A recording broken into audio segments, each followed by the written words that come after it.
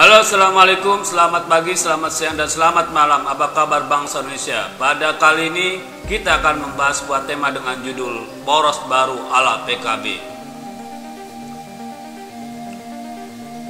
Kami sudah mulai letih dengan sederet tingkah laku Partai PKB menjelang Pilpres tahun 2024. Partai PKB ini sangat yakin jika Cak Imin akan lolos menjadi capres dan bahkan menjadi presiden. Dengan membawa gerbong NU, Partai PKB semakin membuat sejumlah akrobat. Belum lama ini, Partai PKB menawarkan konsep koalisi atau poros baru dengan nama Poros Harapan Baru untuk Pilpres 2024. Akankah hal tersebut terwujud? Alasannya menggunakan nama itu agar kepemimpinan nasional ke depan bisa memberikan harapan baru di tengah krisis akibat pandemi COVID-19. Menurutnya, salah satu anggota Zazul Fawaid meyakini jika poros tersebut bisa terbentuk dengan sejumlah prestasi yang sudah dilakukan oleh Partai PKB. Namun benarkah hal tersebut dapat dilaksanakan? Diakui oleh Partai PKB memiliki pengalaman panjang di pemerintahan yang sejak era reformasi selalu berada dalam pemerintahan atau di pihak yang menang. Namun nama Partai PKB besar adalah tangan dingin Gus Dur. Selama ini Cak Imin menjual nama Gus Dur untuk kepentingan dirinya saja. Kita masih ingat manuver-manuver Partai PKB menjelang Pilpres tahun 2019 lalu.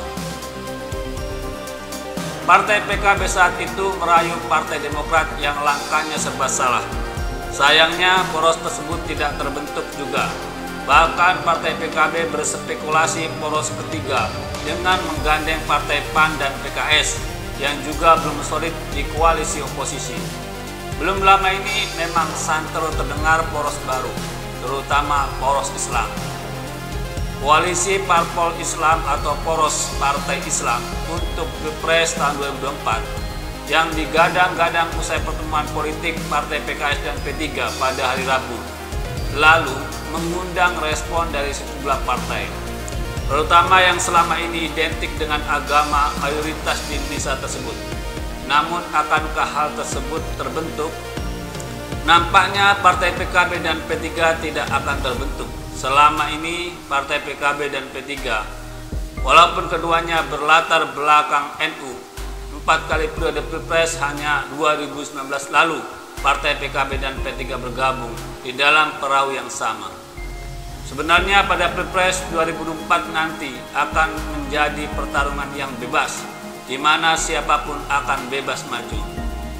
Sesuai dengan Undang-Undang Nomor 7 Tahun 2017 tentang pemilihan umum disebutkan bahwa tahapan Pilpres oleh KPU akan dimulai bulan Juli tahun 2022 atau 20 bulan sebelum pencoblosan pada bulan Maret tahun 2024.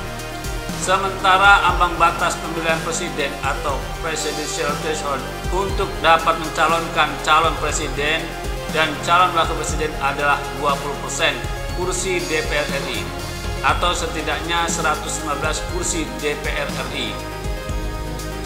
Sehingga Pilpres 2024 nanti akan lebih berwarna dibandingkan pada Pilpres 2014.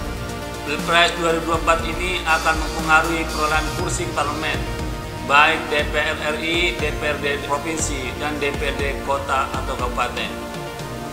Bahkan mempengaruhi pilgub dan pilkada kota kabupaten karena pengaruh ekor jas.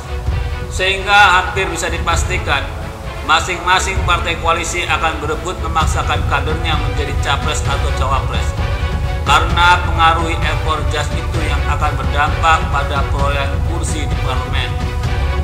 Sementara partai yang tidak mampu mengusung kader dalam Pilpres 2024 berpotensi besar untuk tidak lolos parliamentary threshold atau akan hilang dari parlemen.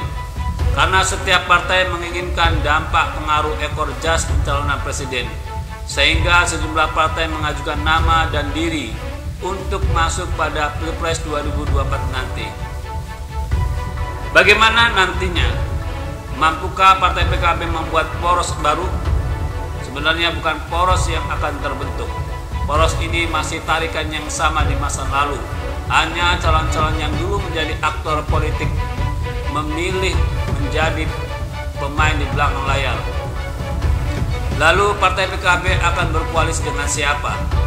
Seandainya Partai PKB akan berkoalisi dengan PKS, walaupun dalam politik ideologi menjadi hal yang fleksibel, bagi kami tetap akan mengecewakan NU seandainya PKB berkoalisi dengan PKS. Partai PKB bisa berkoalisi dengan Partai Demokrat. Adanya faktor kedekatan Caimin dengan SBY pada masa dualisme Partai Keadilan Bangsa menjadi ikatan yang dirajut kembali. Namun koalisi Partai Demokrat dengan Partai PKB tidak akan bisa mengusung calon. Perlu tambahan satu partai lagi, yaitu Partai PAN. Ketiganya akan membentuk poros Sikias. Jika dengan Partai PKB yang memiliki 54 kursi, maka poros Sikias akan berjumlah 152 kursi, Demokrat, Partai PAN, dan Partai PKB. Namun capres dan cawapres yang kemungkinan besar muncul dari poros ini adalah AHY, Hatta Rajasa, atau Zulkifli Hasan. Muhaimin Iskandar atau Caimin, hingga Erick Thohir juga bisa masuk pada poros ini. Nah, bagaimana menurut Anda? Silakan ketik kolom komentar di bawah dan jangan lupa subscribe channel ini. Terima kasih.